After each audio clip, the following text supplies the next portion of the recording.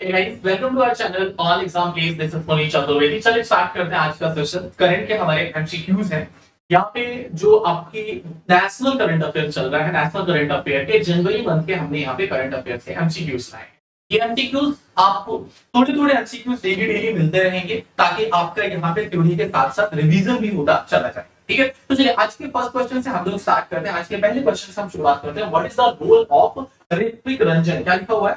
What is the role of Ritvik Ranjanam Pandey in the 16th finance commission? 16वें वित्त आयोग में ऋत्विक रंजनम पांडे की क्या भूमिका है? क्या आप चेयरमैन हैं, आप सेक्रेटरी हैं, या फिर फाइनेंशियल एडवाइजर हैं, या फिर मेंबर हैं? ठीक है, तो आपका रोल क्या है, आपकी भूमिका क्या है, यहाँ पे बताना होगा कि आपकी भूमिका क्या है। ठीक है, देखिए 16वें वित्त आयोग की अगर हम बात करते हैं तो यहाँ पे जो ये सेक्रेटरी के रूप में आए हैं, किसके रूप में आए हैं? सेक्रेटरी या सचिव के रूप में है। 16वें वित्त आयोग में ऋत्विक रंजन पांडे साहब की अगर मैं बात करूं तो आप सेक्रेटरी बनकर आए हैं। क्या बनकर आए हैं? सेक्रेटरी बनकर आए हैं। इंपॉर्टेंट है, जरूर याद रखिएगा। आगे बढ़ते हैं, हम यहाँ पे आज के नेक्स्ट क्वेश्चन को देखते हैं।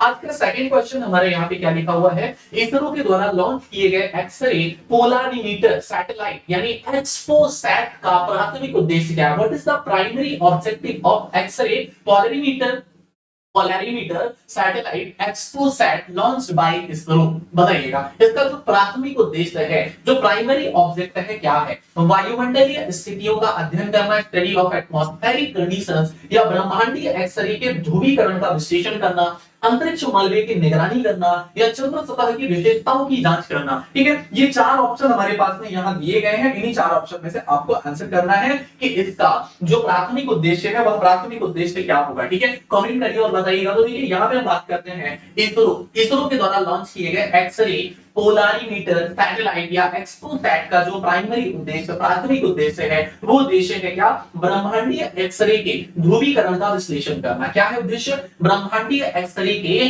ध्रुवीकरण का विश्लेषण करना, यह इसका प्राथमिक उद्देश्य है। फिर next question, who are the new member to join BRICS group on January 1 2024? जनवरी 1 2024 में यहाँ ब्रिक्स समूह में शामिल होने वाले नए सदस्य कौन से हैं? कंट्रीज का नाम बताना है क्योंकि कंट्रीज ही अभी यहाँ पर मेंबर बनेगी। ठीक है ना, व्यक्ति मेंबर नहीं बनेगा, ब्रिक्स में कंट्रीज मेंबर बनेगी। तो 1 जनवरी 2024 में ब्रिक्स में कौन सी कंट्री शामिल हुई है? Like option Argentina, Brazil, south Africa, फिर ऑप्शन मिस्र, Ethiopia, Iran, Saudi Arab and UAE. फिर सी ऑप्शन यहाँ पे Mexico, Australia and Turkey, and the last one is Canada, Japan and Germany. कौन सा ऑप्शन यहाँ पे आपका करेक्ट होगा? देखिए जल्दी से इसका आंसर लगाएंगे। ठीक है, अभी नई कंट्री के रूप में यहाँ पर शामिल हुई है। ठीक है, तो देखिए आंसर हो जाएगा इससे आपका क्या?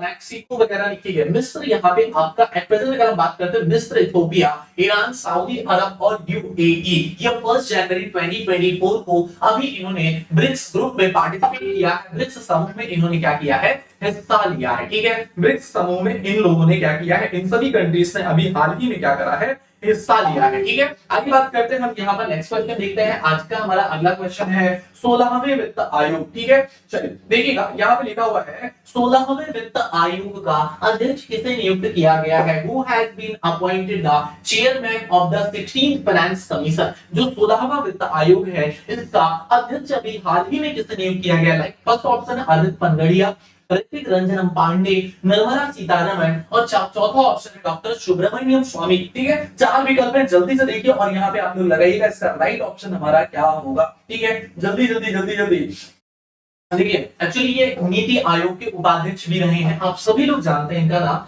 डॉक्टर अरविंद पनगड़िया। ठीक है, डॉक्टर अरविंद पनगड़िया साहब को क्या किया गया? 16वें वित्त आयोग का अध्यक्ष अपॉइंट किया गया है। ऋत्विक रंजन पांडे की अगर हम बात करते हैं तो अभी जस्ट हमने पढ़ा है कि ये सेक्रेटरी बनाए गए, सचिव बनाए गए हैं। निर्मला सीतारमण से मतलब नहीं है इससे 16वें वित्त आयोग से। ठीक है, और डॉक्टर सुब्रमण्यम स्वामी भी आंसर नहीं होगा। इट मींस ऑप्शन नंबर कौन सा करेक्ट है? यहाँ पे हमारा ऑप्शन नंबर ए बिल्कुल सही हो जाएगा। ठीक है, ऑप्शन नंबर ए हमारा यहाँ पर क्या हो जाएगा? सही हो जाएगा। ठीक है, आगे चलते हैं। नेक्स्ट क्वेश्चन, क्वेश्चन नंबर 5 पे आते हैं। 5वें नंबर का क्वेश्चन क्या लिखा है? ब्रिक्स समूह की स्थापना। अब देखिए ब्रिक्स आ गया। ब्रिक्स समूह की स्थापना सबसे पहले कब हुई थी और कौन से देश इसके संस्थापक सदस्य रहे हैं? मतलब ब्रिक्स एस्टैब्लिश कब हुआ, सबसे पहली बात, और जो इसके फाउंडर मेंबर के रूप में कंट्रीज रही है, कौन सी कंट्री यहाँ पे फाउंडर मेंबर के रूप में शामिल रही है। लाइक फर्स्ट ऑप्शन है 2010 में ब्रिक्स एस्टैब्लिश हुआ, 2006 में एस्टैब्लिश हुआ है, 2012 में एस्टैब्लिश हुआ है, या फिर 2008 में एस्टैब्लिश हुआ है। अगर आपको ईयर पता है देन आप यहाँ पे सही आंसर लगा सकते हैं। ब्रिक्स अगर मैं बात करूं तो BRICS, अब इनके नाम से ही आप जा सकते हो, ठीक है। सबसे पहले अगर हमने बी से बोला तो बी से हम ब्राजील कर सकते हैं, R for Russia, I for India, and I for India, C for China, and last जो यहाँ पे एस है, ठीक है। तो ब्रिक्स हो जाएगा क्या, पहले ब्रिक्स था फिर बाद में ये क्या बन जाएगा, आपका ब्रिक्स बन जाएगा। तो इस प्रकार से अगर आप साउथ अफ्रीका आ जाएगा तो 2006 में ब्रिक्स एस्टैब्लिश हुआ था और ये सारी कंट्रीज यहाँ पे इसके मेंबर के रूप में शामिल हो जाएंगी, ठीक है ना। ये सारी कंट्रीज यहाँ पे इसके मेंबर के रूप में शामिल हो जाएंगी, ठीक है। क्योंकि आपको पता है पहले ये ब्रिक था एंड लास्ट यहाँ पे जो ये आपका साउथ अफ्रीका की अगर मैं बात करूं, ठीक है, साउथ अफ्रीका की अगर मैं बात करता हूं तो ये 2010 की बात है। कब का है सर, 2010 की बात है। 2010 में साउथ अफ्रीका इसमें क्या की गई थी, शामिल की गई थी ब्रिक कंट्रीज में, ठीक है। तो वो बन गया, ब्रिक्स बन गया। आगे चलते हैं नेक्स्ट क्वेश्चन, क्वेश्चन नंबर 6 पे आते हैं।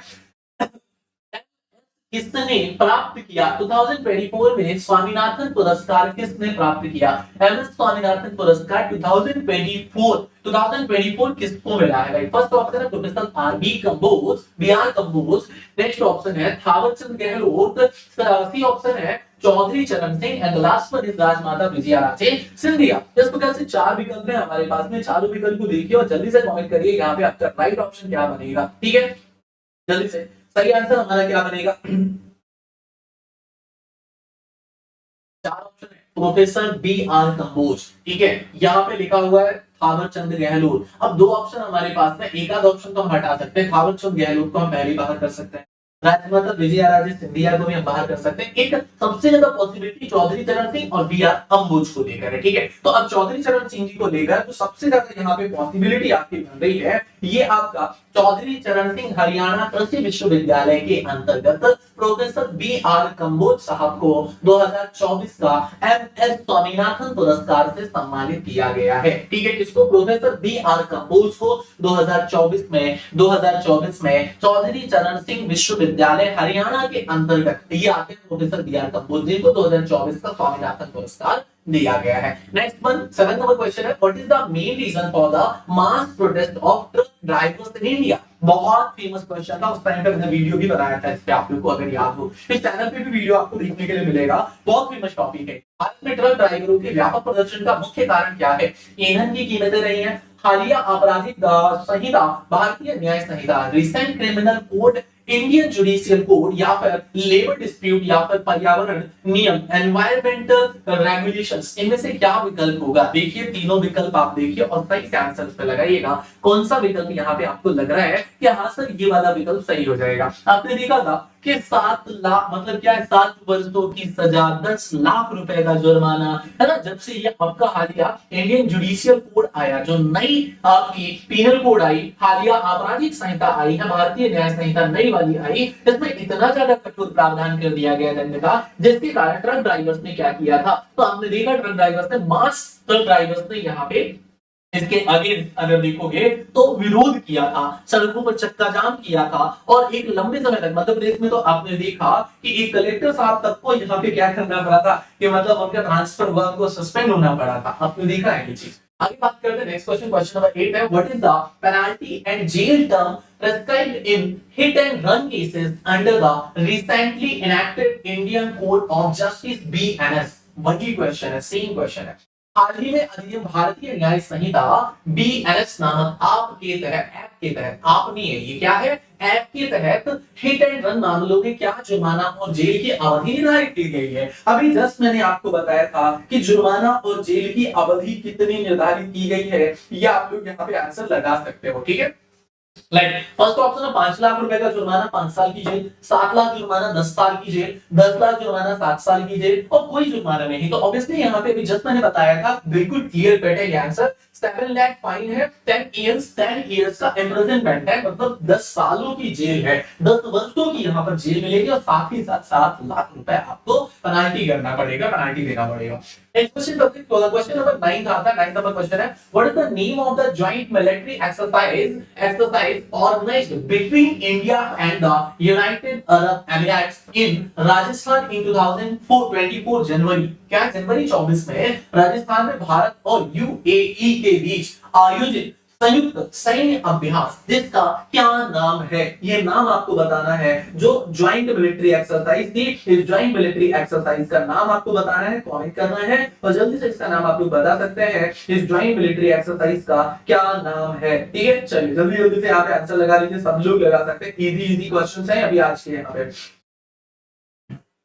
ऑप्शन है डेजर्ट स्टॉर्म 2024, ऑप्शन है डेजर्ट थंडर 2024, ऑप्शन है डेजर्ट साइक्लोन 2024, फिर ऑप्शन डेजर्ट मिराज 2024। ठीक है, क्या बनेगा यहाँ पे आपका आंसर? तो desert cyclone 2024 is right option. क्या बनेगा? Desert cyclone 2024 is right option. Option number C यहाँ पे करेक्ट हो जाएगा। मतलब कि भारत और यूएई के बीच में जनवरी 2024 में राजस्थान में एक ज्वाइंट मिलिट्री एक्सरसाइज आयोजित की गई थी जिसका नाम है desert cyclone 2024। Right option, option number C. Next बढ़ते हैं, क्वेश्चन नंबर 10 पे आते हैं। 10 नंबर क्वेश्चन है, which Indian state created the Guinness record? क्या है? Guinness record for performing mass Surya Namaskar simultaneously at 108 places on the first day of 2024। किस भारतीय राज्य ने 2024 के पहले दिन 108 स्थानों पर एक साथ सामूहिक सूर्य नमस्कार करने का Guinness book of world record बनाया? क्या है ये? गिनीज स्पेलिंग सही नहीं लिखी, Guinness book of world record बनाया है। ठीक है, क्या किया है? Guinness book of world record बनाया है कोई ऐसा भारतीय राज्य जिसने 2024 के फर्स्ट डे पर ही 108 प्लेसेस पर, कितने? अपने राज्य के टोटल 108 प्लेसेस पर सूर्य नमस्कार कराने का Guinness book of world record बनाया है। कौन सा ऐसा प्लेस है, कौन सा ऐसा स्टेट है? महाराष्ट्र है, गुजरात है, राजस्थान है, कर्नाटक है। देन राइट ऑप्शन यहाँ पे आपका क्या बनेगा? Gujarat is right option. Gujarat हमारा यहाँ पे बिल्कुल सही आंसर होगा। कमेंट करके आप लोग इस पे बताइएगा वर्तमान में गुजरात के गवर्नर कौन है, गुजरात राज्य के राज्यपाल कौन है और किस क्रम के राज्यपाल हैं, ये भी आपको कमेंट करके बताना है। ठीक है ना, गुजरात राज्य के वर्तमान राज्यपाल का नाम क्या है? ठीक है, आगे बढ़ते हैं, क्वेश्चन नंबर 11 पे आते हैं। 11 नंबर क्वेश्चन है, एनसीसी का पूर्ण रूप क्या? What is the full form of NCC? तो आप सभी लोगों ने यहाँ पे इसका फुल फॉर्म पढ़ा होगा, आपको इसका एस्टैब्लिशमेंट ईयर बताना है। चलो अगर मैं ईयर बता देता हूं तो आपको डेट बतानी है। ठीक है, एस्टैब्लिश्ड डेट बतानी है। ठीक है, एस्टैब्लिशमेंट जो ईयर का डेट है वो बताना है। नेशनल कैडेट कोर आपने पढ़ा है, नेशनल कैडेट कोर अगर आपने पढ़ा होगा तो नेशनल कैडेट कोर कहीं पर लिखा हुआ है, हाँ जी ये लिखा हुआ है नेशनल कैडेट कोर, ये होगी इसकी spelling national cadet corps is right option, option number B correct हो जाएगा। आगे बढ़ते हैं हम क्वेश्चन नंबर 12 के साथ चलते हैं। 12 नंबर क्वेश्चन है, when is world Braille day celebrated every year? जो विश्व ब्रेल दिवस मनाया जाता है, आप सभी लोगों को बताएं कि ऐसे लोग जो क्या होते हैं, ब्लाइंड होते हैं, ब्लाइंड लोगों के लिए क्या होता है कि वो लोग देख के पढ़ नहीं पाते, तो वो क्या करते हैं? टच करते हैं, फील करते हैं, फील करके फिर वर्ड्स को वो क्या कर पाते हैं? पहचान पाते हैं और इसी के माध्यम से वो उनकी पढ़ाई करते हैं, वो उनकी स्टडी कंप्लीट करते हैं। और जो हमारे लुई ब्रेल थे, उन्होंने इसका ब्रेल लिपि का आविष्कार किया था। ठीक है, तो विश्व ब्रेल दिवस प्रतिवर्ष कब मनाया जाता है? ये सिंपल क्वेश्चन है, सिंपल क्वेश्चन का आंसर करना है यहाँ पे आपको। विश्व ब्रेल दिवस कब मनाया जाता है? सभी लोगों को पता है यहाँ पर कितने तारीख को विश्व ब्रेल दिवस मनाया जाता है। ठीक है, जल्दी जल्दी से आंसर करिएगा, विश्व ब्रेल दिवस कब मनाया जाता है। इसी प्रकार से आप लोगों ने जल्दी से आंसर करना है। इस पे क्या हो जाएगा? 4 जनवरी राइट ऑप्शन होगा यहाँ पे। 4 January is right option. Question number 13 पे आते हैं, ब्रेल क्या? What is Braille? What is Braille? सांकेतिक भाषा का एक रूप है, a form of sign language, अंधों और दृष्टिबाधित लोगों के लिए एक स्पर्शनीय लेखन प्रणाली है। और टैक्टिल क्या है? Tactile writing system for the blind and visually क्या है? इंपेयर्ड या श्रवण बाधितों के लिए, अंधों और दृष्टिबाधित लोगों के लिए एक स्पर्शनीय लेखन प्रणाली है। श्रवण बाधितों के लिए बोली जाने वाली भाषा की प्रणाली है। मतलब क्या बोल रहा है? A system of spoken language for the learning impaired. Print media में प्रयुक्त एक प्रकार का दृश्य फॉर्मेट है। A type of visual font used in print media. Not correct, wrong होगा। श्रवण बाधित रॉन्ग होगा। सांकेतिक भाषा का एक रूप और दूसरा ऑप्शन है अंधों और दृष्टि बाधित लोगों के लिए एक स्पर्शनीय लेखन प्रणाली है। तो अभी मैंने इसका आंसर आपको डिस्कस किया था, डिटेल में बता दिया था, और वहीं से आप लोग इसका आंसर कर सकते हो कि लुई ब्रेल के द्वारा इसका आविष्कार किया गया था। कैसे लोग जो दृष्टि बाधित है, जो देख नहीं सकते, जो ब्लाइंड है, वो लोग क्या करते हैं, फॉन्ट को टच करते हैं और टच करके वो फील कर पाते हैं कि ये कौन सा वर्ड लिखा हुआ, और उसी के माध्यम से वो अपनी स्टडी आगे कंप्लीट करते हैं। फर्दर स्टडी उनकी उसी से कंप्लीट होती है। It means option number B is correct. Adapted writing setup for the blind and visually impaired, ये राइट ऑप्शन बनता है। क्वेश्चन नंबर 14 है, where is the 16th edition of India International Jewellery Trade Show being held. India International Jewellery Trade Show का 16वां संस्करण कहां आयोजित हो रहा है?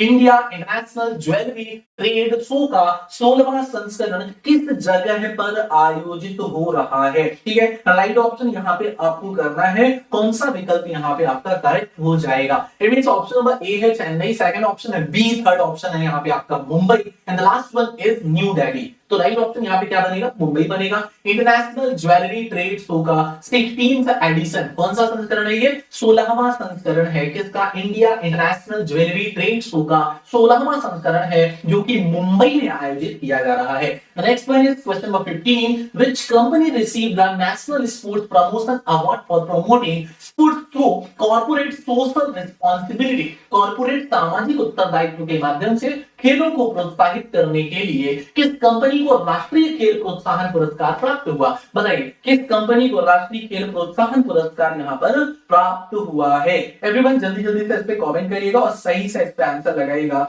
कौन सा विकल्प यहाँ पे हमारा सही हो जाएगा? ठीक है, जल्दी जल्दी आंसर लगाइएगा, इसमें कौन सा विकल्प सही होगा। ऑप्शन है आपके पास में Indian railway, Odisha mining corporate limited, खेल नियंत्रण board, game control board, power grid limited. तो चार ऑप्शन है आप लोगों के पास में यहाँ पर। क्या है? इंडियन रेलवे, फिर Odisha mining corporate limited, the next option game control board, and the last one is power grid India limited. ठीक है, तो यहाँ पे राइट ऑप्शन हमारा क्या बन जाएगा? Odisha mining corporate limited. Odisha mining corporate limited is right option, option number B correct हो जाएगा। ठीक है, अच्छा एक चीज और बोल रहा हूं मैं आप सभी लोगों से यहाँ पे फिलहाल, देखो अभी मैं जो नेक्स्ट टॉपिक आप लोगों के लिए लेके आने वाला हूं वो लेके आऊंगा यहाँ पे, ये करंट के क्वेश्चंस लेके आऊंगा। फिर उसके बाद में अगर आप कहोगे तो डेट वाले क्वेश्चंस लेके आ जाऊंगा। मतलब 22 मार्च को कौन सा दिवस मनाया जाता है, 4 जनवरी को कौन सा दिवस मनाया जाता है, 4 फरवरी को कौन सा दिवस मनाया जाता है, 1 दिसंबर को कौन सा मनाया जाता है, 16 सितंबर को कौन सा मनाया जाता है। इस प्रकार से डेट वाले एक पूरी क्वेश्चन की सीरीज ले आ दूंगा। ठीक है,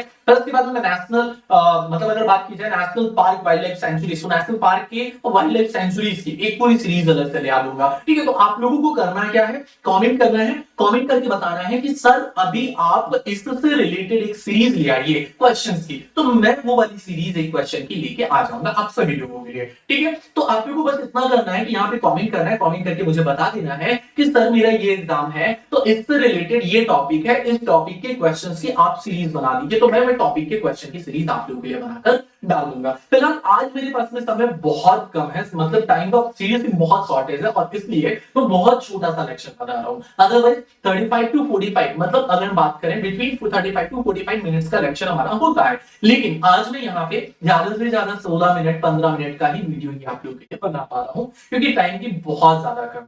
ठीक है, और नेक्स्ट सेशन हमारी जो नेक्स्ट क्लास होगी वो अगली क्लास हम यहाँ पे लेकर आ जाएंगे फिर से एक करंट अफेयर के टॉपिक की, और यहाँ पे हम करेंगे 30 क्वेश्चन सॉल्व। और उसके अलावा आप कमेंट बॉक्स में यहाँ पे लिख के जरूर बताइएगा कि किस तरह आप इस टॉपिक के क्वेश्चन लेकर आइए, जो टॉपिक ज्यादा हम होंगे हम अभी भी टॉपिक के लेकर आ जाएंगे। अगर दोस्तों तो प्लीज वो एक बार लाइक करिएगा, और जो लोग अभी सब्सक्राइब नहीं किए हैं वो जरूर करें। जय हिंद, जय थैंक यू।